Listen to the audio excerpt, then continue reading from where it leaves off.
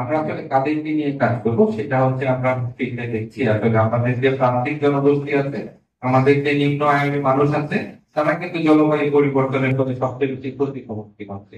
কিভাবে ক্ষতির সম্মুখীন হচ্ছে? যাদের হচ্ছে আহ, অল্প কৃষি জমি আছে, যাদের হচ্ছে ছোট একটা পুকুর আছে, সেই পুকুরটাকেও কিন্তু লবণাক্ত হয়ে যাবে। যে কৃষি জমিতে আগে তারা সুন্দর সুন্দর ভালো কৃষি ফসল ফলাতো, লবণাক্ততা বৃদ্ধির ফলে কিংবা আমাদের প্রতি বছর যে এখানে সাইক্লোন হচ্ছে এবং বন্যা হচ্ছে, সেই জলবায়ু পরিবর্তনের ফলে কিন্তু তার যে অল্প যে তার জমি, তার অল্প যে পুকুর এবং তার যে মূল্যবান যে তাদের গরু ছাগল, সেগুলো কিন্তু দিন দিন বিভিন্ন ধরনের সমস্যার সম্মুখীন হচ্ছে। এবং আমরা জানি বিভিন্ন এলাকায় অতি তাপদাহ ফলে হচ্ছে নতুন নতুন ডিজিজ দেখা যাচ্ছে।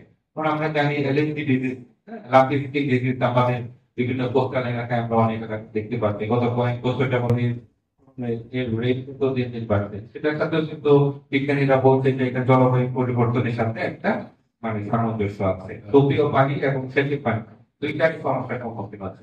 খাদ্য নিরাপত্তা এবং পুষ্টির সমস্যার সম্মুখীন হচ্ছে আমাদের নিম্ন আয়ের মানুষ, আমাদের প্রান্তিক জনগোষ্ঠী, এবং তার ফলে আমাদের কমিউনিটি, আমাদের মায়েদের, বিশেষ করে শিশুদের স্বাস্থ্যগত হুমকিতে পড়ছে।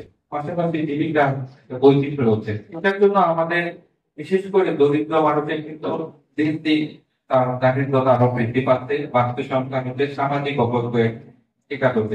অনেক সময় বলে গভর্নমেন্ট সেক্টরে ট্রান্সপারেন্সি অ্যাকাউন্টেবিলিটি বিষয়ে অনেক কথা হয় না আসে, কিন্তু আসলে এনজিও নিয়েও সেই ধরনের ক্লেম অনেক সময় করা হয়ে থাকে। সেই জায়গা থেকে আমি বলবো র্যাক হচ্ছে বাংলাদেশের অন্যতম বৃহৎ একটি সংগঠন। এটি স্বাধীনতার পর থেকেই কাজ করে আসছে। ওনাদের কাজের এলাকাটা অনেক বিস্তৃত। সেই কারণে আমি বলবো যে তাদের যথাযথ মর্যাদা অক্ষুণ্ণ রেখে কার্যক্রমের আগা অব্যাহত থাকবে।